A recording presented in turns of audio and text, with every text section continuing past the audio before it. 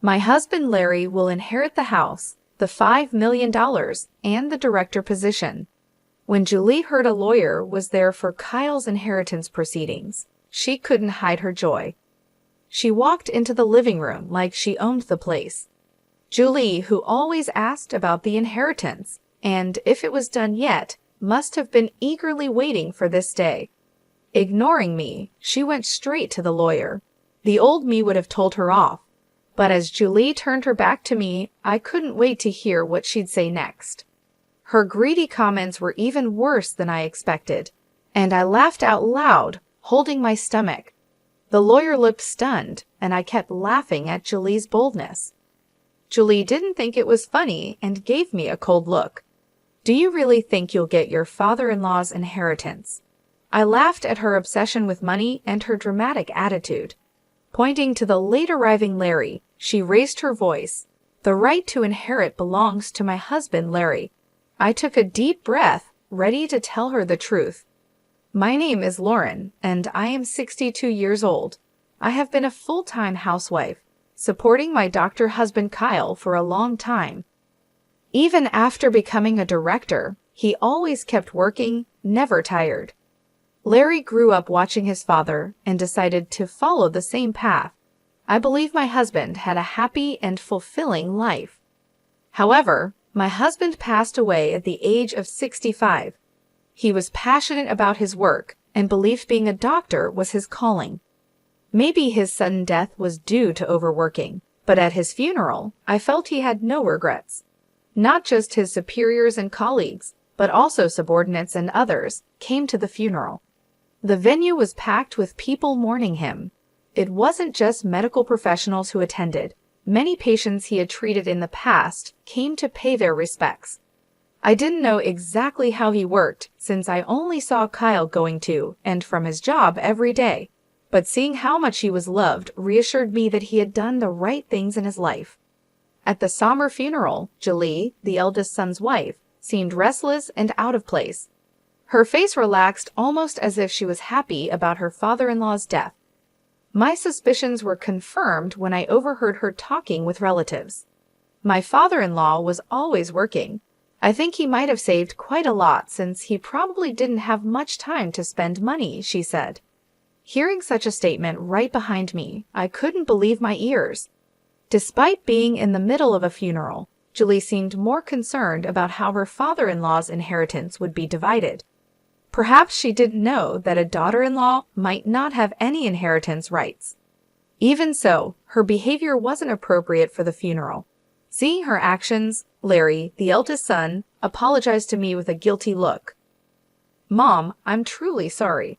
No matter how many times I tell her, Julie doesn't listen." "It's not your fault, Larry. But if you feel that way, can you please firmly warn her? Many people are attending this event." I knew about Julie's behavior even before Larry mentioned it. Remembering her inexcusable attitude, I recalled how she didn't help at all while I was busy with my husband's funeral preparations. She didn't offer me any words of comfort or sympathy. To make matters worse, she was always talking about the money, asking things like, "Your husband had quite an inheritance, right? How much was it? Even if you're his wife, it's his inheritance, so don't waste it, okay? Did you come here just to say that? Is that all you have to say?" "Well, yeah, if you squander it just because you don't have long to live, I'll be in trouble." Anger and disbelief flooded over me as Julie spoke as if my late husband's assets belonged to her. Moreover, she always looked down on me and was sarcastic. I don't know why she dislikes me so much, but her comments about other people's assets have often left me disheartened. My son Larry was inspired by his father and became a doctor. Larry's earnings are not bad, but Julie has always been overly obsessed with money. She'd often call me saying things like, "I'm worried about our future with Larry's low income," or "We're short on money," hinting that she wanted financial help. Because of this, getting along with her was very challenging. I used to let things slide, but now she's targeting my husband's inheritance, and I've reached my limit. Larry's income is really unstable, so we don't have much money to spend freely. We can't afford luxuries. "Oh, really? Why don't you work then? That would help with the household expenses, and you could afford some luxuries. What? It's ridiculous for a doctor's wife to work. You're lucky since your husband earned well, and you could live comfortably. No matter how many times I tried to advise her, her attitude only worsened, and our arguments became more heated. She wouldn't even hesitate to belittle her own husband, Larry, just to look down on me. From her perspective, I'm her mother-in-law, but once married, we're family. I couldn't stand the way she treated family members with such disrespect. Thanks to my husband, I've been able to live comfortably. If she wanted the same, maybe she should respect and support her husband a bit more. If there was something about Larry to respect, then maybe. Anyway, I'm off to get my nails done and have a spa day. Don't forget about the inheritance, okay? Bye now. She just blurted out whatever she wanted and promptly left the house. Given her stormy behavior, I began to wonder how Larry was treated at home. But her self-centered actions didn't end there. During the inheritance proceedings, she continued her bad behavior, which became increasingly intolerable. Even after the funeral was over, every time she visited, she'd greet me with, "How's the inheritance coming along?" It felt like a standard greeting. Despite explaining several times that the process takes time, she either forgets or doesn't understand and constantly pressures me whenever she sees me. I've told her multiple times that she has no rights to the inheritance, but she just doesn't seem to get it. Whether she believes Larry's money is hers or has some other scheme in mind, she seems convinced she'll inherit a fortune. After discussing with Larry, or rather manipulating the conversation to her advantage, she probably intends to get a share of the inheritance. If that was all, it would be a family matter for Larry to handle. But her actions affect everyone involved, making the situation much more complicated and stressful. I shouldn't interfere, but Julie tried to steal valuable things from our house. Julie, what are you doing? That's my necklace.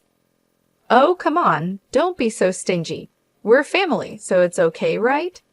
I can't be friends with someone who would steal from me.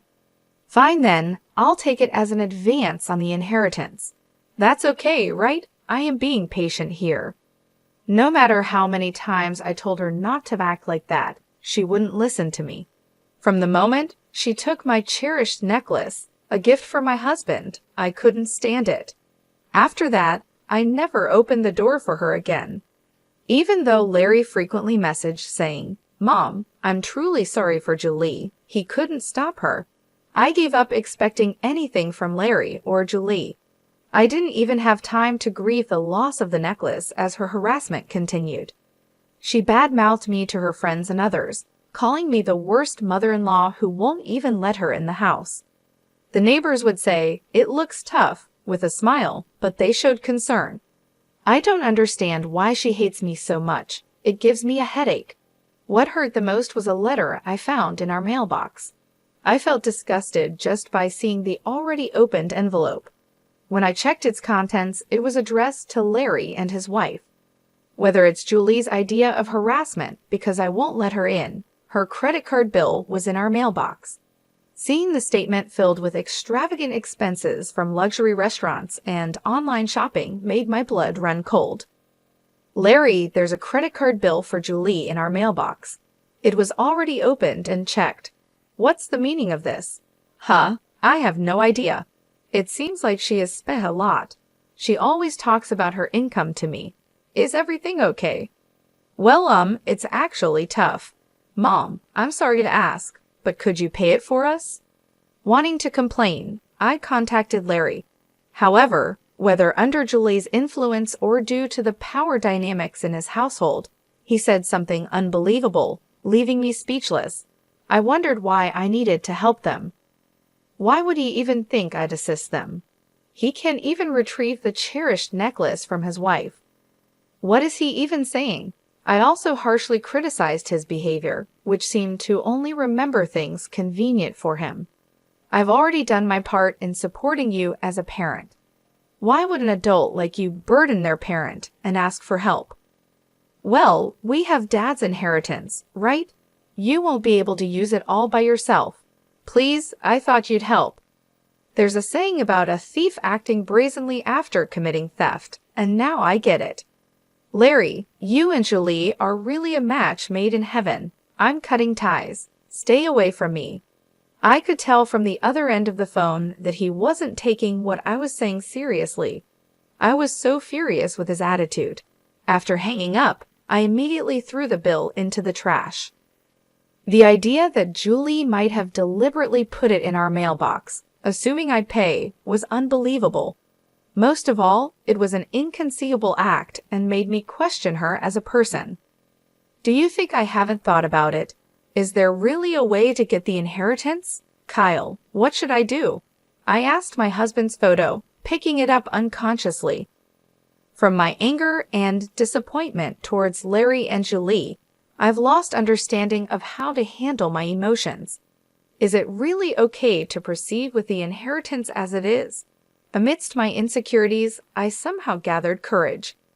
I hope someday they get what they deserve.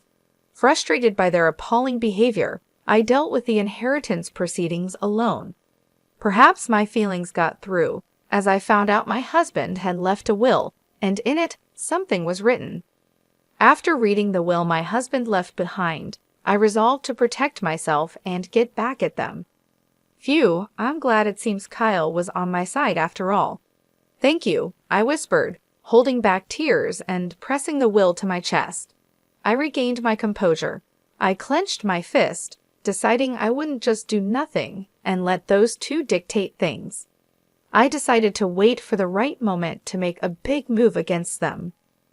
Maybe because I felt relieved at the thought of being able to retaliate for all the suffering, I completely forgot about Julie's bill. I would have thrown it away from the start, not intending to pay, but she must have received a reminder. This time, I received a message from her, even though I had told her the inheritance proceedings were not yet completed. There were false accusations that I wanted to control everything. Her words seemed to attack me.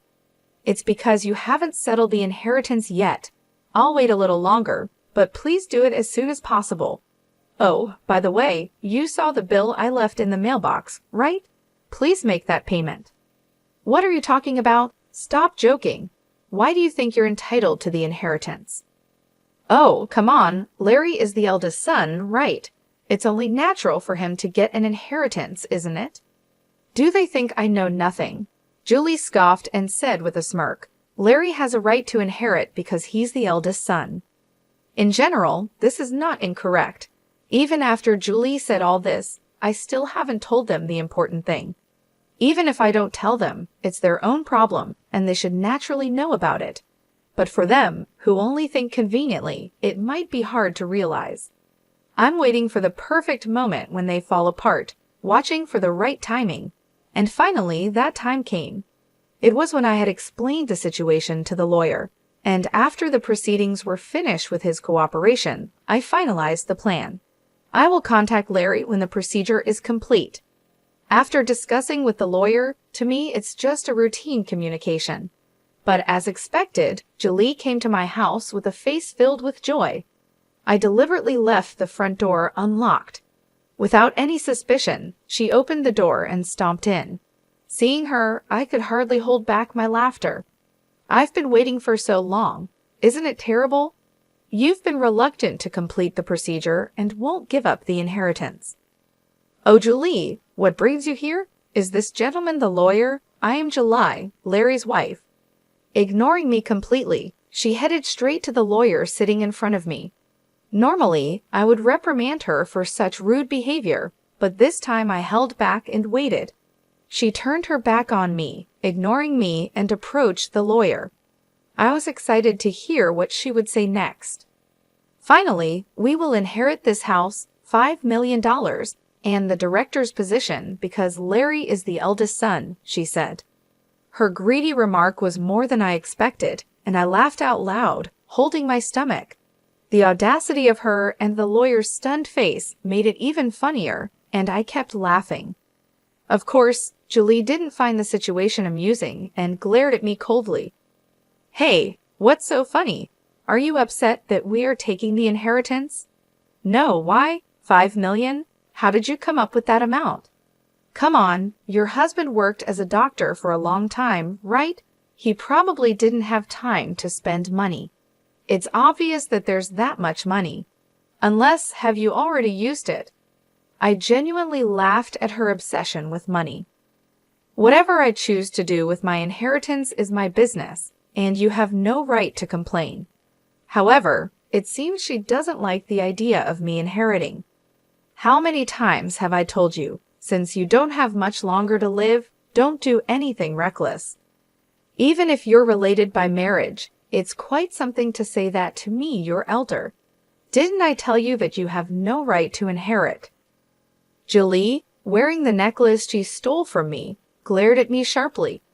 I have no intention of letting her take anything more precious from me. I made up my mind not to lose to her, who is self-centered, greedy, and obsessed with money. I clenched my fist. Pointing to the late-arriving Larry, Julie exclaimed loudly, "The right to inherit belongs to my husband, Larry." Taking a deep breath, I decided to tell them the truth. You see, there shouldn't be any inheritance for you two to claim. Larry, isn't that right? Huh? Why, Mom? What do you mean? Oh, don't you have any idea? Aren't you forgetting something? Wait, are you talking about that issue? It was resolved a long time ago, wasn't it? Duh, what are you even talking about? Truly disappointing. What have you made amends for? What's resolved? Don't talk nonsense. Wait a minute, what are you talking about? I was taken aback by her demeanor, as if she had completely forgotten or knew nothing about the issue, even though it was a situation she caused. It seemed she couldn't remember it. I decided to explain the situation in detail for them to understand. Larry had married Julie a few years back. However, before that, he was already married to another woman and had a child with her. Despite having a family, he neglected them to have an affair with Julie. After their affair, Larry and Julie got married. The truth came out when Larry came begging Kyle, unable to pay alimony and child support on his own. Larry, what were you thinking? I never thought you would stoop this low. I had no other choice if I wanted to marry Julie. What are you saying? You're the one who committed the wrongdoing. Even if you are my son, don't expect me to pay for your mistakes. Larry, take responsibility and sort it out. Why? You can help me a bit. As a doctor, you are constantly working and don't have time to spend money, so you must have some to spare, right? Larry's audacious remark pushed my husband's anger to its peak. When Larry started making excuses about being overwhelmed with newlywed life and needing money for their wedding, my husband decided to cast aside his feelings as a parent and choose his grandchild instead. Fine, I'll pay on your behalf. There's no need for my grandchild to suffer because of a terrible father like you. Dad, don't say it in such a sarcastic way. I'm your son, you know. Exactly, that's the point. And in exchange, I won't support you in any way from now on. And of course, don't expect to inherit a single thing from me. Larry probably thought that my husband's words were just declarations made in the heat of the moment. But my husband believed that someone who abandons their family doesn't deserve to be celebrated. He neither attended the wedding nor offered any support. Dad, just let it go. In the future, you'll rely on us for care, right? We are family, so try to compromise a bit. No way. Why would I bother with someone like you? Knowing that his father had money, Larry had previously mentioned the need for future care and requested support. However, my husband didn't listen to Larry's words, and as he declared, he made sure it was written in his will. It clearly stated that everything should go to his wife and grandchild. My husband, with his strict personality, had meticulously written and prepared the will to ensure that not even a small amount of money would go to Larry and his wife.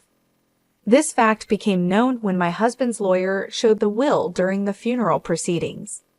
He said he had received the will from my husband in advance. Remembering the anger at that time brings up emotions, but I deeply thanked my husband for his foresight and protection. My husband left a will stating that even though Larry is his son, he does not have the right to inherit his father's estate. When the lawyer read the contents of the will, Larry and Julie were shocked. I decided to add insult to injury. "Oh, by the way, Julie, you took things from our house, right? You said it was like an advance on the inheritance. But you heard the will the lawyer read, right? You have no rights, so give it back. It was a gift from my husband to me." I pointed to the necklace she was wearing. She threw the necklace at me with a visibly angry attitude, clicking her tongue and glaring at me.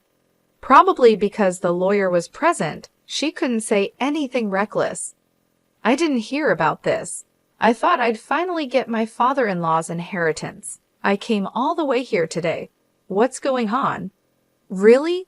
When you announced your marriage, you said being pursued meant you were more attractive, so it was inevitable, right? You knew what you were getting into when you got with him while he already had a family. I remembered how furious I was at her attitude back then. I used to think Larry was deceived by such a terrible woman, but now I realize they are a perfectly matched couple. I will definitely inherit. Oh, there is the hospital. It would be troublesome if the director was absent, right? This kind of succession is usually done by the son. Too bad, it's already been handed over to a competent subordinate. Huh? Why? Isn't it normal for the son to take over? Ha ha ha! To begin with, you're doing something that's not normal, right? It's your own doing. Realize that you're not the norm. She was desperate for the inheritance, whether it be the hospital or the house. In the end, she clung to the lawyer, asking, "Then what can I get?" But the lawyer my husband had contracted wouldn't easily tell her. He repeatedly explained the contents of the will, stating, "The two of you have no inheritance rights," and responded calmly, "This is unbelievable. I don't believe it. It must be a mistake." Really, no matter how much you fuss, nothing will change. Even if you sue, you'll just end up embarrassed. If you're okay with that, feel free to do so. Perhaps finding my cold treatment unbearable, she stormed out of the house with a face as red as a boiled octopus. I watched her leave with Larry. I held the necklace and quietly pumped my fist in triumph. After that, she never contacted me or visited the house again, and the inheritance procedures were completed smoothly. I was worried they would confront Larry's ex-wife, who has a grandchild, but Larry, who doesn't even pay child support, wouldn't know her contact details, so there were no issues. Larry and Julie, who didn't get any inheritance, seemed to be having a big quarrel. Julie told Larry, "I married you thinking I would get a big inheritance from your father," and they are apparently on the brink of divorce. The saying, "end of money, end of love," fits them perfectly. I only received one contact from Larry, saying, "Give me the money or house you inherited," but I naturally ignored it. I exclaimed, "Don't talk nonsense while you're awake," and hung up the phone. I sighed, wondering where I went wrong raising my son, but there was also good news. A letter arrived from Larry's ex-wife stating that the inheritance procedures were completed.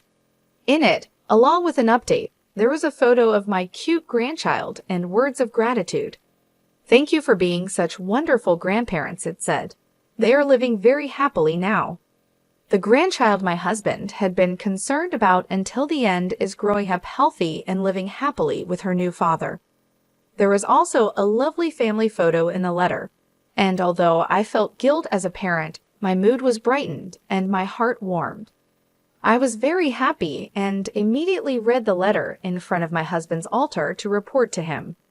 I was continuously disappointed by Larry's actions and words. However, I was able to report to my husband about the grandchild, which always brought a smile to his face, and I was happy and satisfied.